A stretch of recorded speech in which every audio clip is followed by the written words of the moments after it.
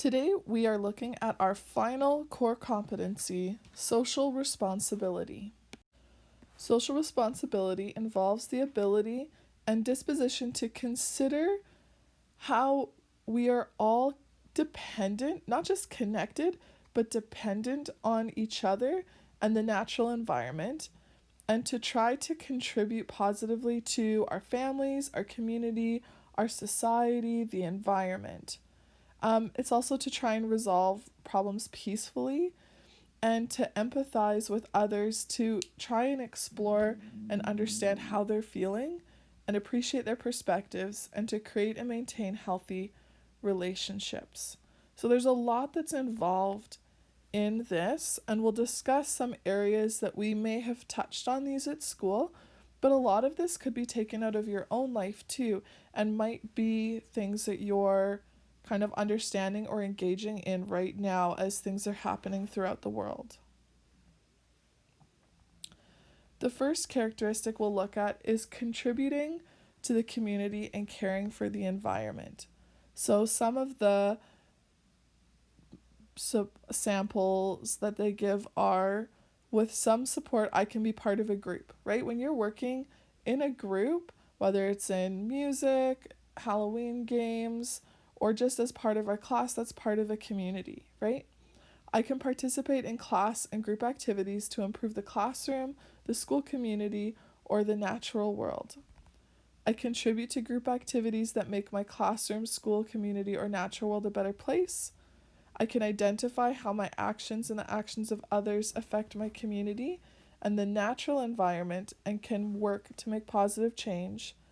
And I can analyze complex social or environmental issues from multiple perspectives. I can take thoughtful action to influence positive, sustainable change.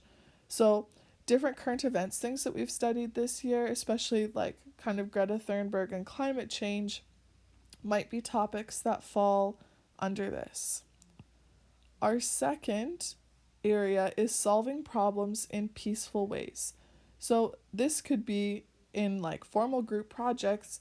It could just be in figuring out how to interact with your friends or different people in your classroom, could be at home with your family or with your friends outside of school. I can solve some problems myself and can identify when to ask for help, right? So it's not just that you can solve every problem on your own, but that you can identify, okay, here's what I can do.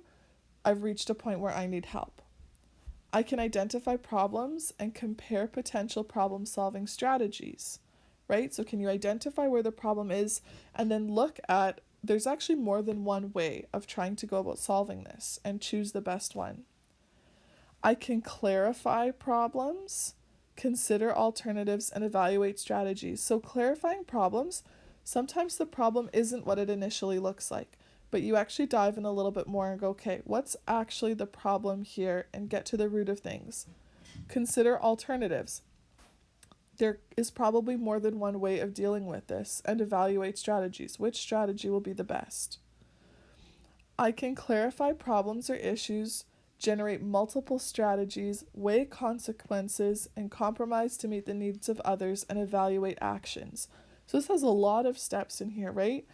You can clarify the problem or issue, make sure you understand it, generate multiple strategies, so come up with a few different options of what you could do, weigh the consequences of those strategies, so what will happen as a result of each one, and then see if there's a way to meet the needs of others, and then evaluate the actions being taken place.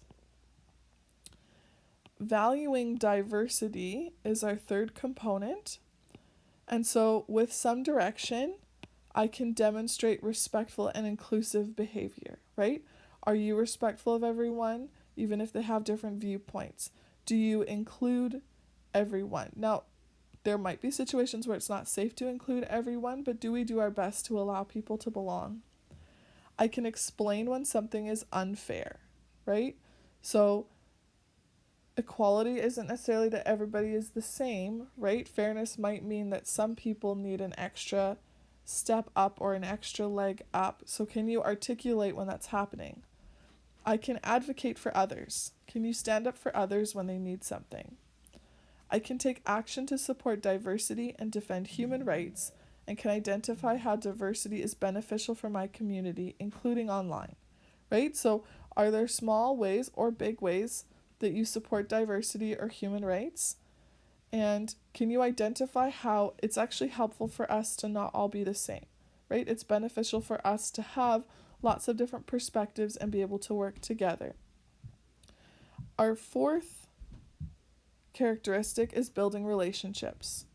So with some support, I can be part of a group. I am kind to others. I can work or play cooperatively, and I can build relationships with people of my choosing, right? So being kind, working and playing together, and building relationships. I can identify when others need support and provide it, right? Do you notice when somebody else needs something? I'm aware of how others may feel and take steps to help them feel included. I build and sustain positive relationships with diverse people, including people from different generations. So different generations might mean that you have relationships with your parents, could be even some of your parents' friends, grandparents, right? You have a relationship with me. I might be a different generation than you are.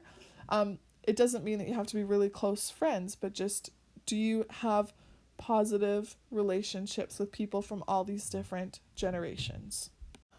So we've been offered 5 prompts for social responsibility. So I'll go through them. Your job is to choose one of them to guide your reflection. And so just a reminder, your reflection can be in any format. There will be a Google document on the assignment in case you want to write it out as a paragraph, but it should be equivalent to 1 paragraph of information. So the first prompt is to describe some of the ways you've collaborated with others in, and you can choose what that's in. Could be in musicals, the Christmas concert, could be a wide variety of different areas. Number 2, how have you strengthened your relationships with others this year? So are there ways that you've worked on building those relationships? And that could be with anyone, in school or out of school. You could describe how your actions have helped make your classroom, school community, or the natural environment a better place. What does fair look like, and how do you make that happen? So you might have your own opinion of what fair looks like. So be able to explain that, articulate that, and then try to say, how could you work towards making that a possibility or a reality? And the final one is to describe a time you used kind words and actions to encourage or help others. So once again, these could take place in school or out of school, trying to aim for something that happened this year. Choose one of the prompts, any format you like. So you could do a video, you could do something else, and then send it on to me so I can put this into your report cards.